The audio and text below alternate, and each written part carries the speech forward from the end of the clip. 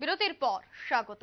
রাজ্যে প্রতিনিয়ত চুরির ঘটনা বৃদ্ধি পাচ্ছে। কখনো বাড়ি ঘরের মূল্যবান জিনিসপত্র চুরি করে নিয়ে যায় চোরের দল, আবার কোথাও দেখা যায় যে দোকানপাটের বিভিন্ন জিনিসপত্র চুরি করে নিয়ে যায় চোরের দল, আর একের পর এক অভিযোগ দায়ের পরে থানায়।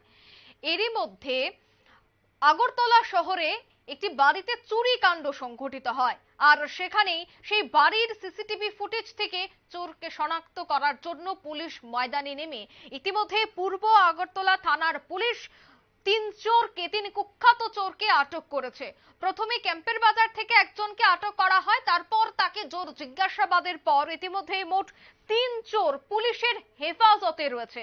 অন্যদিকে দুটি বাইক উদ্ধার করা হয়েছে, এবং সেই বাইক কোথা থেকে উদ্ধার করা হয়েছে, কি কাজে লাগানো হচ্ছিল সেই বাইকগুলিকে, প্রত্যেকটা বিষয়ে কিন্তু পুলিশ তদন্ত করছে। যেহেতু সামনেই রয়েছে নির্বাচন, সেক্ষেত্রে রাজ্যকে যেন একেবারে নিরাপত্তার চাদরে মুড়িয়ে ফেলা যায়, কোনো ধরনের যেন উশৃঙ্খল ঘটনা না ঘটে, তার জন্য কিন্তু রাস্তা থেকে শুরু করে একেবারে পুলিশ স্টেশন বিভিন্ন জায়গায় কিন্তু পুলিশ মোতায়েন রয়েছে, আধা সামরিক বাহিনী মোতায়েন রয়েছে। পুলিশের তৎপরতা পরিলক্ষিত হচ্ছে প্রতিনিয়ত। তারই মধ্যে 3 চোর সহ 2 বাইক উদ্ধার হয়েছে। কি বলছেন পুলিশ আধিকারিকরা, তাদের বক্তব্য কি শোনাবো।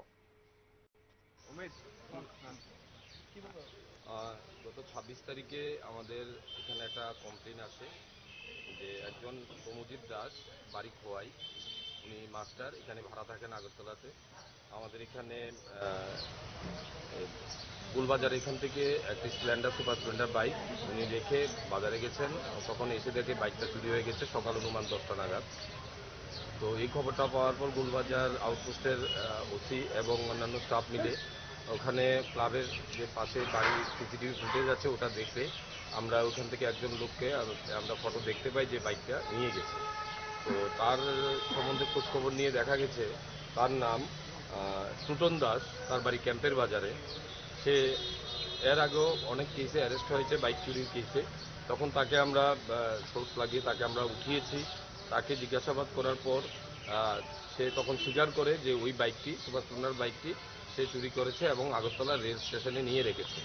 তখন তাকে জিজ্ঞাসা করার পর তার সাথে আর কারা কারা জড়িত আছে তখন জিজ্ঞাসা সে বলে রুবেল হোসেন এবং বিশ্বজিৎ শাহ আরও দুজন তাদের সাথে ছিল তার সাথে, এবং তারা বাইকটা চুরির সময় অবজার্ভ করেছিল যে বাইক মালিকের পিছনে, এবং আর দুজনে বাইকটাকে এখান থেকে নিয়ে গেছে।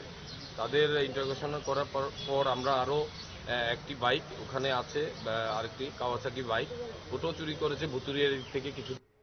আপনারা শুনলেন পুলিশ আধিকারিকের বক্তব্য। আগরতলা রেল স্টেশন প্রাঙ্গণ থেকেই পূর্ব আগরতলা থানার অভিযান, এবং সেখানে উদ্ধার হয় বাইক সহ চোর। রীতিমতো এখন দেখার বিষয় যে যাদেরকে ইতিমধ্যে আটক করা হয়েছে তাদের বিরুদ্ধে কি ধরনের পদক্ষেপ গ্রহণ করা হয়। নিয়ে নিচ্ছে ছোট্ট একটি বিজ্ঞাপন বিরতি, সঙ্গে থাকুন।